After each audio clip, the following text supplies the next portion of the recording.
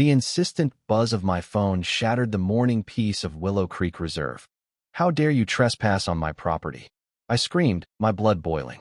Victoria Sterling, our dictatorial HOA president, had just smugly informed me via a curt email that my private lake cabin, my sanctuary, had been selected for her exclusive VIP party for the incoming Hamilton family. No permission asked, just a cold demand.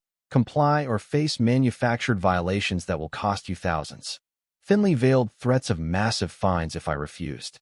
Little did she know, this peaceful haven, the one I'd built with my late wife, Clara, contained sophisticated systems I'd installed from my days designing Project Chimera non-lethal defense tech, but never activated. This cabin was more than wood and stone. It was a promise to Clara, a refuge. The email felt like a desecration. Regulation 14.3, they cited. I found it. Emergency use, community vote. This was neither. My call to the HOA was met with a syrupy, dismissive secretary. "Mr. Vance, being selected is an honor." I confronted Victoria in her ostentatious office. There was no vote, was there? I challenged. Her smile, always a thin veneer, tightened. "As HOA president, I have discretionary powers," she purred, then leaned in, her voice a venomous whisper. "Cooperate, or the board might revisit those potential building code violations at your cabin. I believe there are several." The threat hung heavy. Clara's dying words echoed. "Ethan, don't let anyone trample on what we've built. Stand up for yourself." My neighbor, Sarah Chun, a sharp high school teacher, later confirmed my fears. Victoria's MO. The Hendersons refused her fundraiser. Months later, they were drowning in fines, sold at a loss. Guess who bought it through a shell company? Richard Sterling, her husband. The pieces clicked. I pulled out the dusty Project Chimera files. Clara's last letter lay on top. "Don't let anyone take away what I've left for you." It was time Victoria Sterling learned about invading sacred spaces. A few days later, Victoria, her event designer, and a perpetually nervous property manager, Arthur Jenkins, arrived for a walkthrough. Richard Sterling tagged along, his discomfort palpable. Victoria swept through, her disdain a palpable force. "This custom bookcase? It needs to go." She pointed to the handcrafted wooden box containing Clara's mementos. "And this clutter needs to be cleared." My jaw tightened. I mentally cataloged every slight. Her parting shot. "I'll send a list of improvements to make your cabin worthy." That night, I worked. LED panels for a mock HOA meeting display. A low-frequency sound emitter for subtle irritation. Climate control programmed for gradual, uncomfortable warmth. Hidden cameras, with legally required notices discreetly placed. Screens to display suspicious HOA expenditures. A fine mist system for the deck. During the pre-party inspection, with me supposedly away but watching remotely with Sarah, Victoria's team descended. She used the special key I'd provided, unknowingly activating initial protocols. "This entire wall of bookshelves needs to go," she declared, indicating shelves holding my engineering texts and Clara's beloved classics. She picked up a framed photo of Clara and me, our last vacation. "Put this somewhere out of sight," she instructed Arthur. "Showtime," I murmured to Sarah. The low-frequency hum began, imperceptible at first, then a nagging thrum. Victoria grew agitated, snapping at her staff. Then, the temperature crept up. She fanned herself, blaming my faulty system. When she tried to force open my locked office, "Nothing is off-limits." I triggered beeps and whirs from within. Arthur, pale, mumbled, "Mr. Vance mentioned defense contract work." Doubt flickered in Victoria's eyes.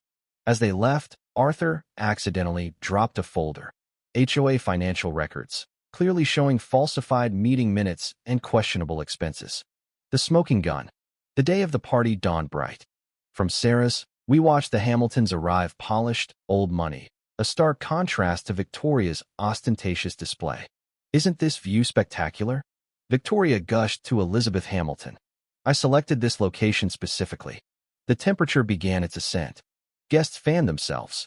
Victoria, sweating in her designer's suit, hissed at Arthur to fix the non-responsive thermostat. She herded everyone to the deck for fresh air. Perfect. The deck misters activated, a gentle spray just enough to dampen clothes and frizz Victoria's meticulously styled hair. Unpredictable mountain weather, she stammered, leading them back inside. As they settled, the large TV flickered to life. The HOA spreadsheet, questionable expenditures highlighted. David Lee, a pragmatic board member, leaned in. "What's this?" Victoria fumbled for the remote. "Just some work files." Richard Sterling, smelling faintly of whiskey, appeared. "Those look like real numbers to me," he slurred. Victoria always wants everything perfect, even if it means taking what isn't hers. A shocked silence. Then, the living room walls transformed, displaying a projected HOA meeting, digital board members discussing budget violations, using Victoria's own past phrases about financial creativity. Before Victoria could recover, her voice filled the room, a recording from her inspection. "The Hamiltons are new money. They need guidance." Elizabeth Hamilton's fashion sense is atrocious. Elizabeth Hamilton rose, her expression glacial. "Richard," she said quietly to her husband, "I think we should leave." They walked out, ignoring Victoria's frantic apologies. One young guest was already live-streaming.